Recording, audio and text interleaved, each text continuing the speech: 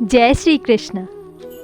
भगवान की मौजूदगी के लिए बुद्धि से प्रमाण नहीं मिल सकता, क्योंकि भगवान बुद्धि से परे हैं। ईश्वर पर विश्वास बिल्कुल उस बच्चे की तरह करो जिसको आप हवा में उछालो तो वो हंसता है, डरता नहीं, क्योंकि वो जानता है कि आप उसे गिरने नहीं दोगे। पकड़ लो हाथ मेरा प्रभु, जगत में भीड़ भारी है, कहीं मैं खो ना जाऊं, जिम्मेदारी ये तुम्हारी है। जब तक ईश्वर तुम्हारे साथ है तब तक दुनिया की कोई भी ताकत तुम्हें हरा नहीं सकती। उन लोगों के लिए भगवान एक आबूझ पहेली होती है जो पुस्तक पढ़कर भगवान को जानने का प्रयास करते हैं। कोई भी संसारिक व्यक्ति नहीं बता सकता कि ईश्वर क्या है। उसके सामने भगवान को जानने की समस्या हमेशा बनी रहती है। ईश्वर को जानने के लिए ईश्वर में लीन होना बहुत जरूरी है। जो इंसान लोभ, माया, लालच और अहंकार को छोड़कर ईश्वर ध्यान में लीन हो जाता है, वही सही मायने में भगवान को जान सकता है। ईश्वर आराधना ही भगवान तक पहुंचने की सीढ़ी है, जो आपके लिए स्वर्ग के द्वार खोल देती है। जो लोग भ्रम पाल कर रखते हैं कि वेदों को पढ़ने से भगवान मिल जाएंगे, उन्हें इस मिथ्या भ्रम से बाहर निकलना होगा, क्योंकि वेदों में लिखी गई उनसे जुड़ी बातों को पढ़ने से प्रभु को पाने का रास्ता नहीं मिल सकता। वेद पढ़ने से अगर ज्ञान होता और ईश्वर के मिलने का रास्ता बनता तो हर कोई ईश्वर के करीब होता। इसलिए हर मनुष्य को ईश्वर आराधना में लीन होकर भगवान का ध्यान करना चाहिए। इस दुनिया में भगवान अलौकिक है और ज्ञान लौकिक। इस कारण इंद्रिया, मन और बुद्धि से भक्त लाख जतन करके भी उन्हें नहीं जान सकता। वह संतों के बताए रास्तों पर चलते से भी भक्त को नहीं मिलते हैं। भगवान तो सच्ची साधना से ही मिलते हैं। भगवान ने स्वयं कहा है कि इंद्रिया, मन और बुद्धि से वो परे है, उनका चिंतन और मनन नहीं किया जा सकता है। अगर चिंतन करने से वे मिलते तो अब तक भक्तों का उनका दिव्य दर्शन हो जाता। मनुष्य इस शरीर को सत्संग करके सार्थक बना लेता है, वही कुसंग करके उसे कुरुक्षेत्र बना सकता है। लेकिन भगवान अच्छाई का साथ देते हैं। उनके साथ की ज़रूरत सज्जन और दुर्जन दोनों को भी है। इसलिए मनुष्य को चाहिए कि वह जो भी कर्म करता है उसे भगवान को समर्पित कर दे। जैसे मंदिर में शंख के पानी का छिड़काव करने का महत्व होता है, वह पानी जिसके ऊपर पड़ता है उसे कई जन्मों के पाप से मुक्ति मिल जाती है। उसी प्रकार सच्ची आराधना और ध्यान से ही ईश्वर को प्राप्त कर अपने पापों से मुक्ति मिल सकती है।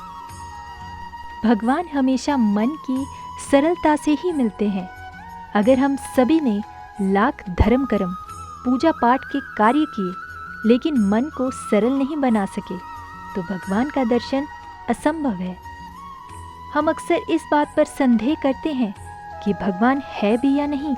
क्या वो शक्ति है जो अलग अलग रूपों में हमारे पास मौजूद है? अगर वो है तो हमें उसे देख क्यों नहीं पाते? या दूसरे शब्दों में, तमाम पूजा पाठ और दान आदि के बाद भी भगवान हमें दर्शन क्यों नहीं देते हैं? इस संबंध में एक बेहद रोचक कथा है, आप भी सुने। इसके बाद आपको भी इस सवाल का उत्तर मिल जाएगा। कई हजार साल पहले आनंद नाम का एक आलसी लेकिन बेहद भोला भाला युवक था। उसे दिन भर कोई काम करने में मन नहीं लगता, इसलिए वह बस खाता और सोता रहता था।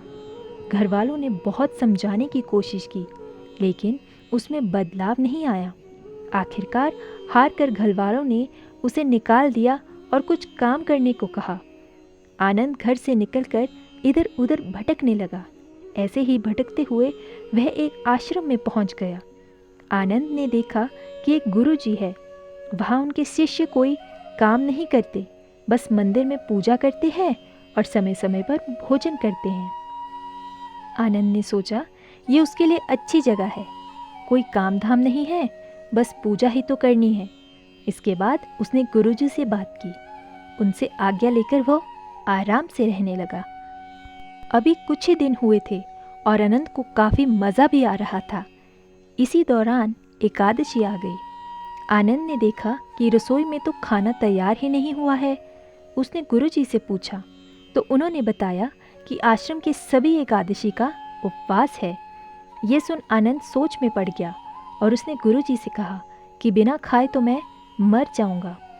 ये सुन गुरुजी बोले, उपवास रखना तो मन पर है, कोई ज़रूरी नहीं है, इसलिए वे खुद अपना भोजन पका ले। साथ ही गुरुजी ने ये भी हिदायत दी कि उसे इस काम को करने के लिए नदी के पार जाना होगा। गुरुजी ने साथ ही कहा कि तुम जब खाना बना लोगे तो पहले प्रभु राम जी को भोग ज़रूर लगा देना। आनंद मान गया। उसने लकड़ी और खाना बनाने का सामान लिया और नदी के पार पहुंच गया।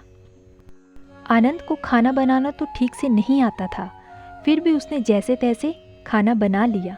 इसके बीच उसने गुरुजी की कही बात याद आ गई कि राम जी को भोग लगाना है। राम जी को बुलाने के लिए वह भजन गाने लगा। वह इतना भोला था कि उसे मालूम ही नहीं था कि प्रभु साक्षात नहीं आएंगे। अब उसने सामने दुविधा थी, क्योंकि गुरुजी का आदेश भी मानना था। बहुत प्रयास के बाद भी जब भगवान उसके सामने नहीं आए तो बोला कि देखो प्रभु राम जी, मैं समझ गया कि आप क्यों नहीं आ रहे हैं। ऐसा इसलिए क्योंकि मैंने रूखा सूखा खाना बनाया है और आपको मिष्ठान खाने की आदत है।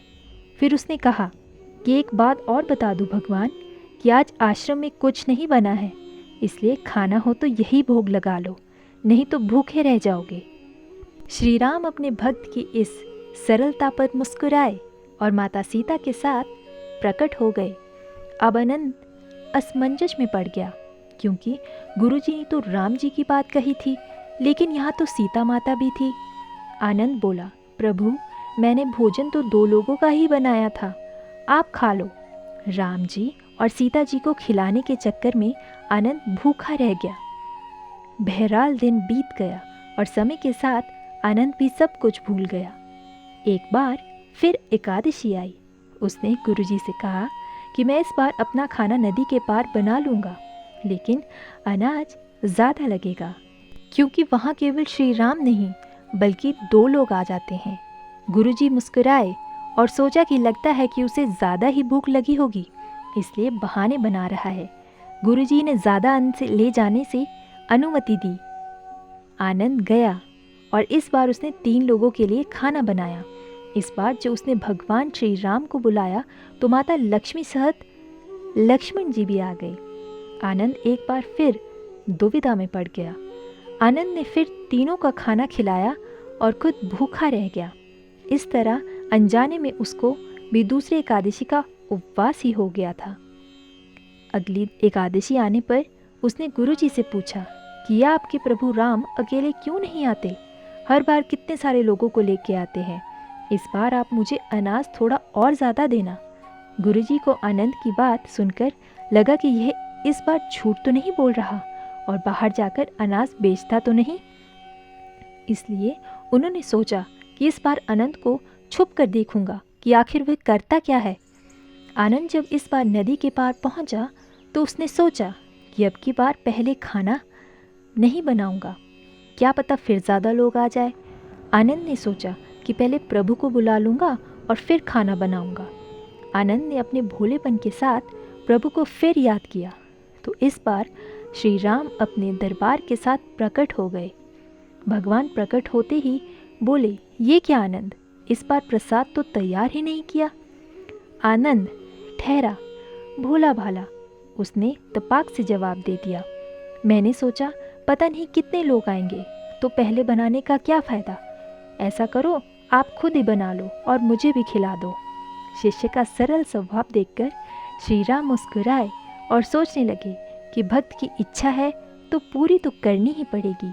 फिर क्या था, श्री राम जी खुद काम पर लग गए। लक्ष्मण जी ने लकड़ियाँ उठाई, माता सीता जी आटा गूंदने लगी, वहीं आनंद भक्त एक तरफ बैठकर सब देख रहा था।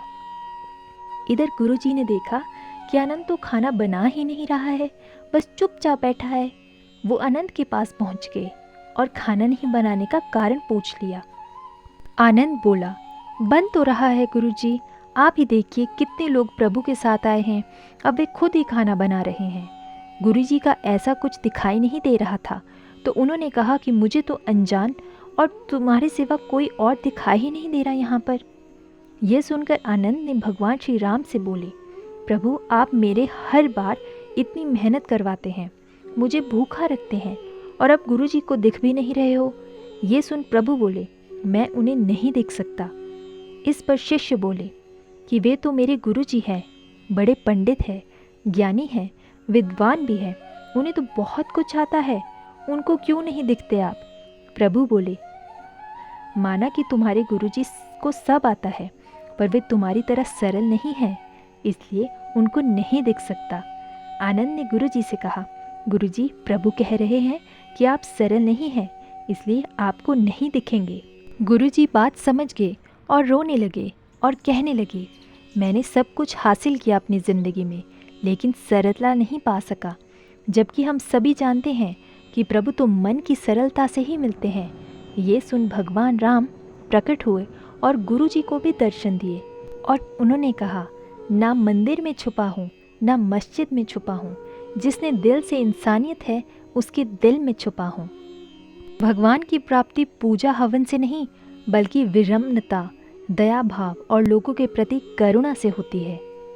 धन्यवाद। जय श्री कृष्ण। राधे राधे।